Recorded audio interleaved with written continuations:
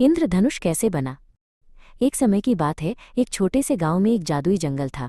इस जंगल में रंग बिरंगे फूल, चहकते पक्षी और शरारती बादल रहते थे। इन बादलों में एक छोटा सा बादल था जिसका नाम था बूंदी।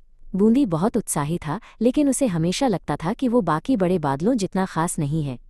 बड़े बादल बारिश लाते थे, तूफान बनाते थे, लेकिन बूंदी सिर्फ इधर उधर उड़ता और छोटी मोटी बूंदें बरसाता।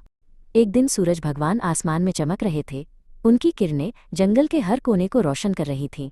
लेकिन जंगल के जानवर और पेड़ पौधे थोड़े उदास थे।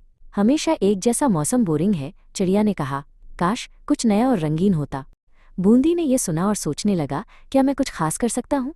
उसने सूरज भगवान से मदद मांगी। सूरज भगवान, मैं चाहता हूँ कि जंगल में कुछ जादुई और रंगीन बनाऊं, लेकिन मैं तो सिर्फ एक छोटा बादल हूँ। क्या आप मेरी मदद करेंगे।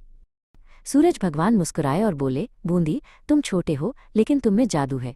आओ हम मिलकर कुछ अनोखा करें। जब तुम्हारी बूंदें बारिश बनेंगी और मेरी किरणें उनसे मिलेंगी तो एक चमत्कार होगा।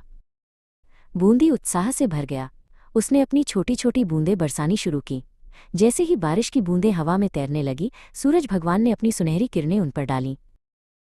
और फिर आश्चर्य, आसमान में 7 रंगों का एक सुंदर पुल बन गया। लाल, नारंगी, पीला, हरा, नीला, आसमानी और बैंगनी।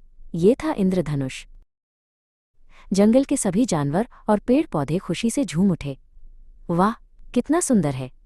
खरगोश ने उछलते हुए कहा। ये तो जादू है। तितली ने चहकते हुए कहा।